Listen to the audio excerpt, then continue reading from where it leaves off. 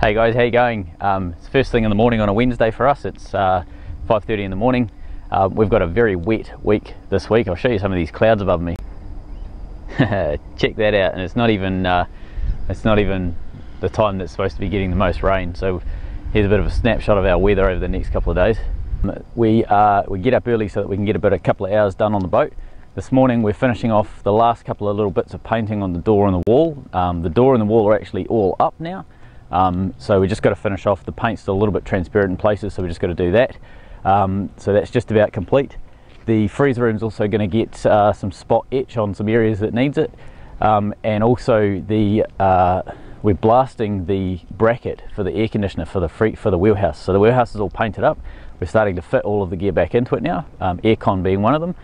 There's a metal bracket that I welded on the outside, so it's a through wall air conditioner that does the wheelhouse.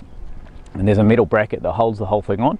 When I welded it, I left it without blasting. I didn't have the blaster at the time, and I welded it all up and just left it so that the mill scale would rust off.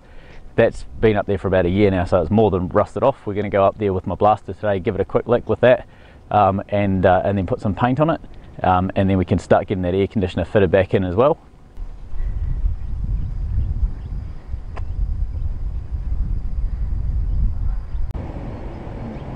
This is our bracket that we need to blast. So it's been welded in. The air conditioner sits on it nice and easy.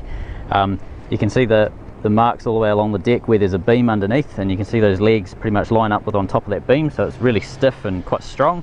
Yeah, we've been letting it rust for about a year, so all the mill scale and crap comes off it, and then we're going to blast it and paint it.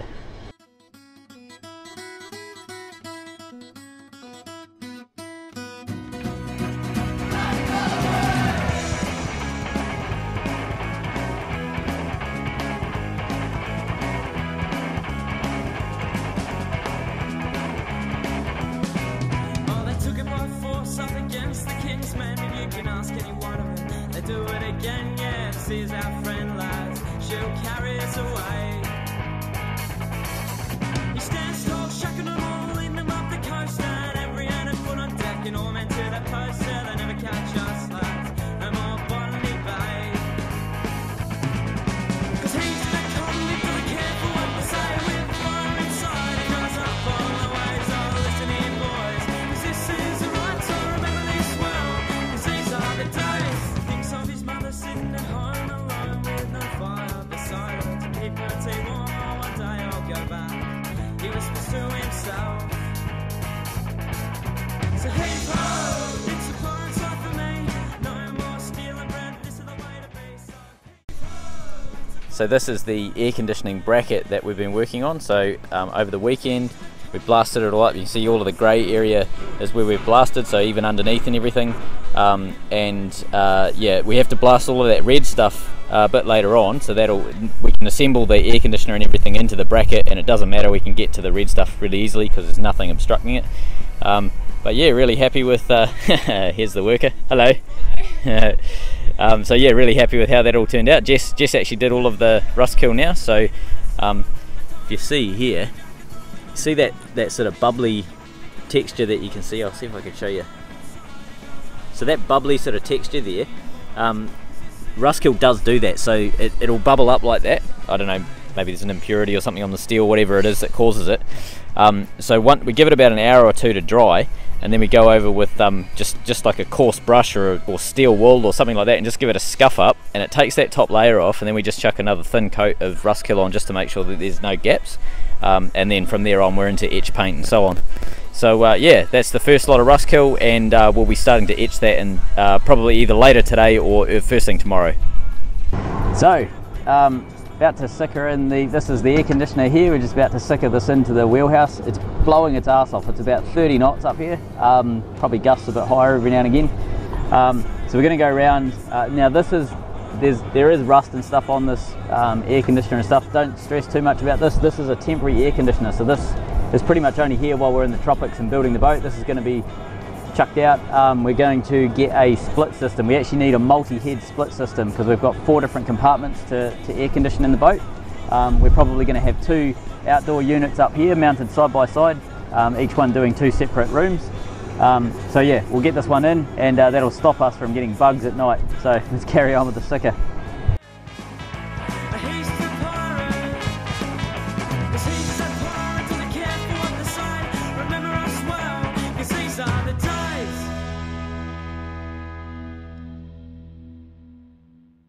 So I'm just going to lift the freezer room hatch up, so we've got heaps of light down there, and we can get into painting it.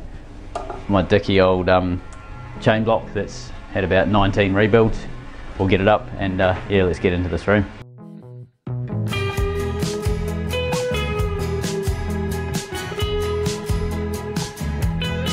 I wanna send you a letter again. Alright, so let's get down in the freezer room and I'll show you what we're doing. So these are our classy stairs that we have at the moment. Righto. So if you have a quick look around, you can sort of see we've gone pretty liberal with the grey primer. So these were areas that we weren't absolutely 100% happy with. We've sort of cleaned back and primed up to suit whatever we need to do. There's a couple of areas looks a bit funny, but all that stuff that's taped up there, that's what's going to be the vent for these rooms. But at the moment we've just sort of taped them all up like this, jam stuff in them like so, so that the smell of the drying paint and everything doesn't go up into the interior while we're trying to sleep and make us die. So yeah, so basically just got to go through. This is the door that we're welding in shortly. There's a couple more areas where we have to go. There you go, see that? Couple of little spots of rust up there.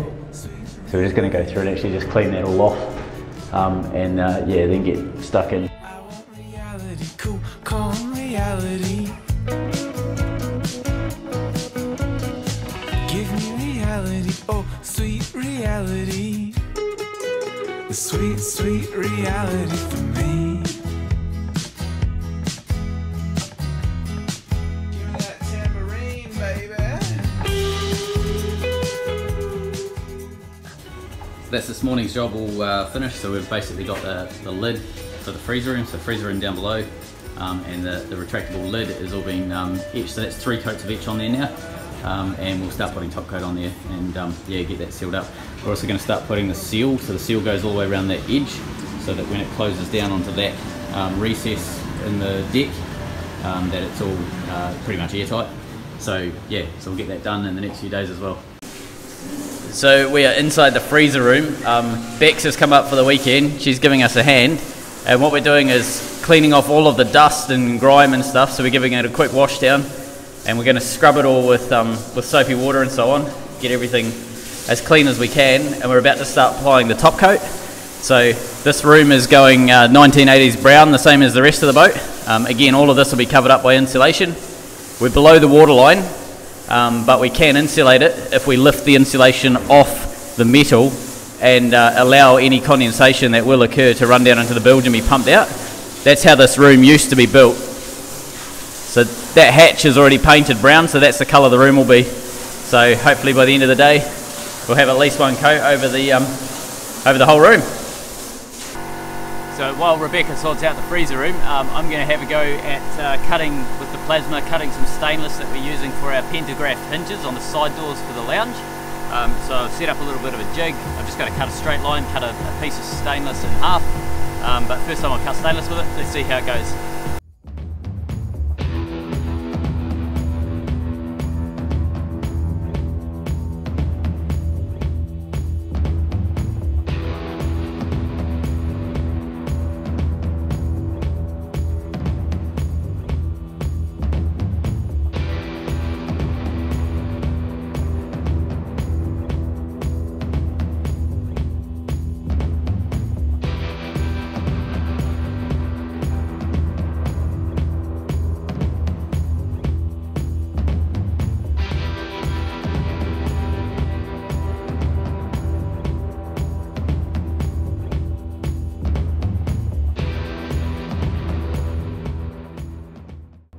So this is the plan of the hinge that we're building.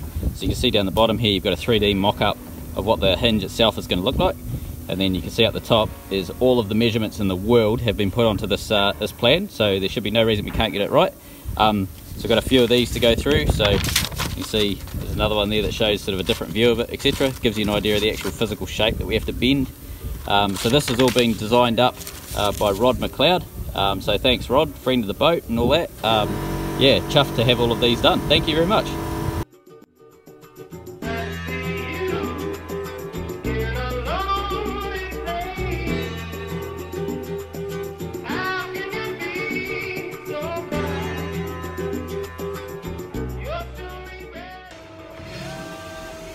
see Tom lining up the stainless in the press here just to put a bend in it.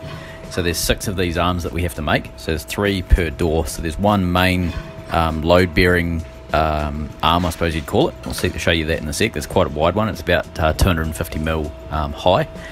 And then we've got a top hinge arm and a bottom hinge arm, and these are only 30mm high each, so they're quite small. That's what we're making here. You can sort of see it's just a wee thin thing that he's measuring up here. So there's quite a lot of measurements and angles and stuff we have to get absolutely spot on. So these hinges need to be millimetre perfect, or else the doors pretty much just won't work. So takes measure it 8 times and then go and bend it, sort of thing, the first 1 or 2 that we do. So we're going through and just making sure that essentially every plan is just absolutely spot on, so that we can transfer that across to the steel, and then double checking it. So I'm going through and making sure what I think the measurement should be, and then I'm getting Tom to independently go through and pretty much check my workings, just to make sure that it's spot on. And then if we both agree, we go to the bender and we start pressing it up. So we're just figuring out the main load bearing hinge, so we'll press one up now.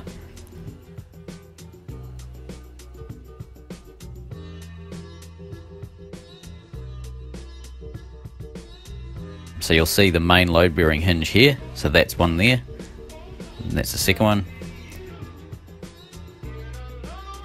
So here we're bending up a couple of vents that we need for the front water tank. So this is schedule 40, I think it's 1.25 inch diameter pipe.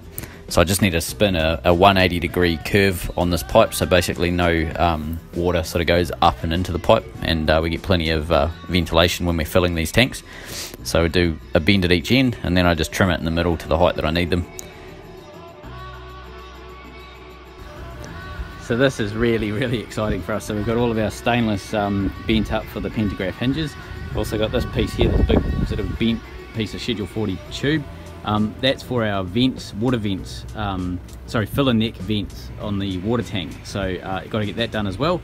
But yeah, this is incredibly exciting. We've been waiting a long time for these to be done. Hey guys, so yeah, this morning I'm working on the stainless that we bent up for our pantograph hinges.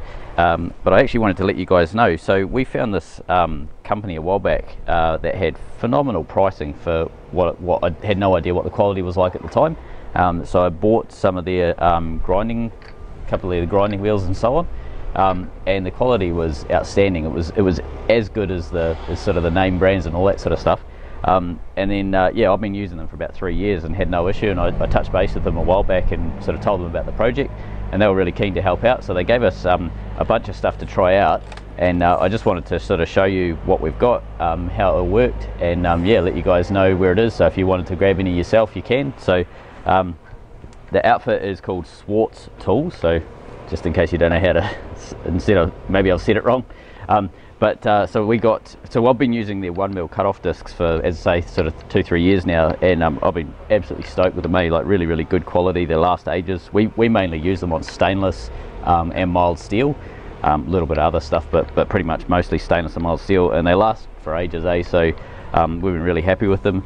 Most of the stuff we cut is 6mm, so it's you know, reasonably thick for a 1mm disc. And then also they have same deal. They have flapper discs, Swartz Tools flapper discs they call them, and I love these because these are zirconia. So a lot of discs are aluminium oxide and things like that. But I absolutely love the zirconia flapper disc. It seems to last a lot longer, and the grit stays, like, I don't know, angular or harder or whatever it is. It's basically more abrasive. It stays more abrasive for longer.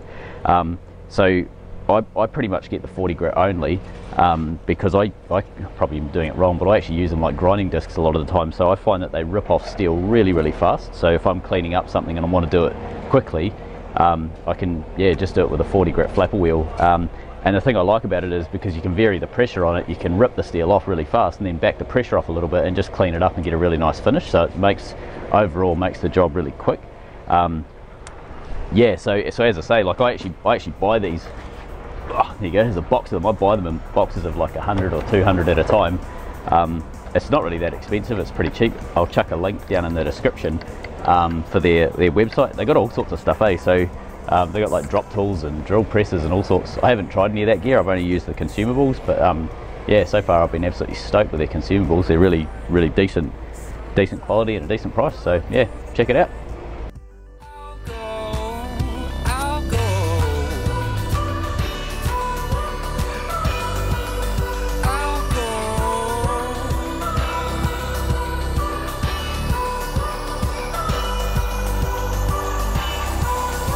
So let me go. Don't bring the same recalls. Gonna find someone gone for the night. So you can sort of see it does a bloody nice cut. See if I can get that in the light for you. It's a little bit hard to show it in the light, but yeah, the cut's really beautiful, eh? Righto, so we'll just give it a clean up with the flapper.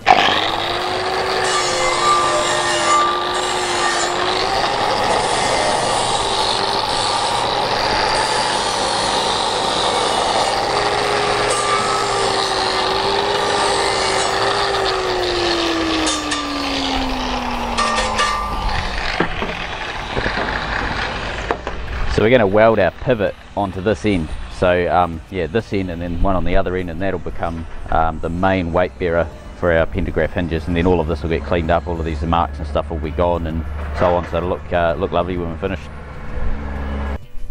So on the back end of the boat, we've got the roof up here. You can see those orange burn marks. That's where we welded the stainless solar mounts onto the roof, onto the top of the roof. And it's burnt the paint that's on the underside, so Rebecca's going to go through and clean up the loose flaky paint, give it a quick sand up, and then put some etch on that. And then also you can see between all of those welds there's a bit of an air gap on that's the radius of the steel. So those beams have a slight radius on the corners, and it's pretty much impossible to get them to seal up perfect. So we're going to go through and do this.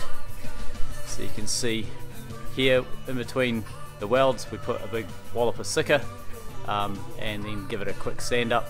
And yeah, that seals up the air gap completely, so it looks a bit rough, but when we did it on the inside here of the roof, you can see that's all been done. It comes up really clean, and it stops any air gap, stops any rust, and also stops mold from being able to get inside there.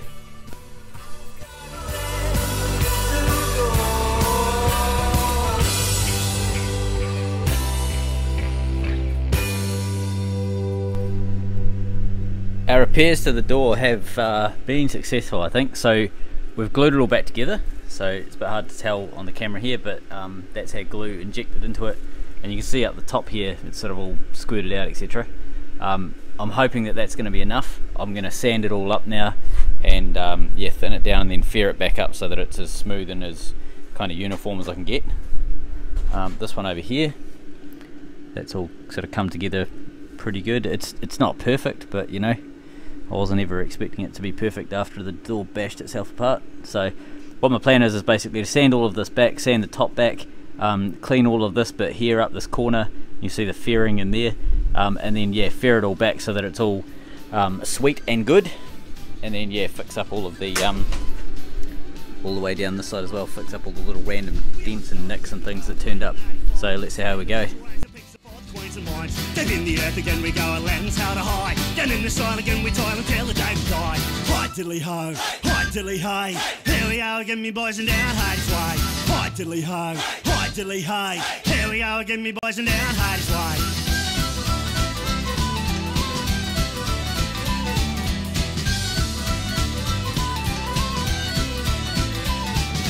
Watch forth through all the words from Martin, Stone and blood. Like hellish blood, but beaten brow, we march a horsing up. I'm from the dark to make an aim, a forge steady mate. I'm from the rock inside and march to the light of day. Hi diddly ho, hi diddly ho. Alright, so this is the start of my repair. So I've basically dug down below the surface level where it should be, sanded it all sort of down and everything wherever there's been cracks and what have you, glued them and then sanded them. So you can see obviously the green layer of fairing and then the 2 layers of ply. So that's happened on that corner, and then all the way around here there was a few nicks and bumps all the way along here, so that's been sanded back so that I can start to smooth those off. This corner here was the one that had the big delamination. Sorry, no it wasn't, it was this one. This corner here was the one that had the big delamination, so you can sort of see that I've shaved anywhere that there was any rubbish that had to be dealt with has all been shaved back. And yeah, so I'm going to start filling, I'll paint this now with some 2-pack. and then I'll start putting the fairing compound on top of that, and yeah, get it all nice and smooth.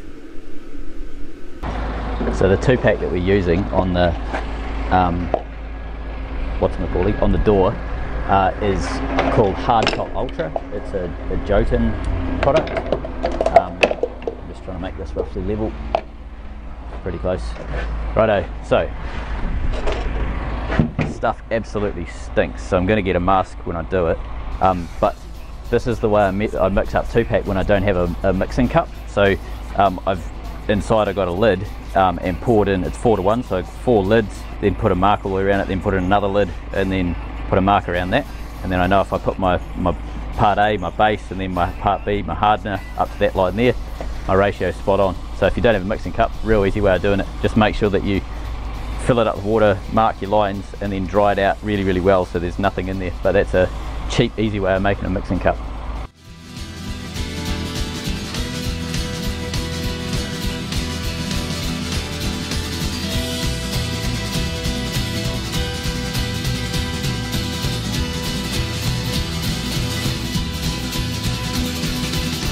Diddly ho, hi diddly hi, here we go again, me boys and down Hardy's way. Hi diddly ho, hi diddly hi, here we go again, me boys and down Hardy's way. Hi diddly ho, hi diddly hi, here we go again, me boys and down Hardy's way. Hi diddly ho, hi diddly hi, here we go again, me boys and down Hardy's way.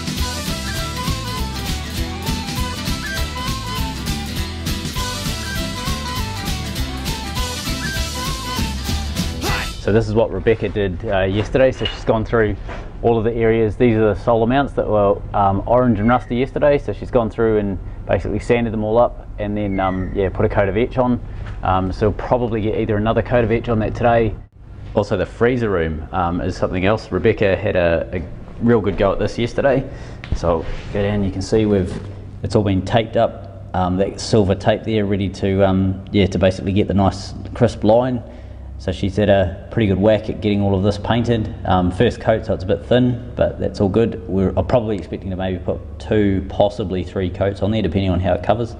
But yeah, so roof's all done, just basically working on the walls now. So we should get that, the rest of that coated up today, and then yeah, we'll hopefully get that off-gassing over the next week.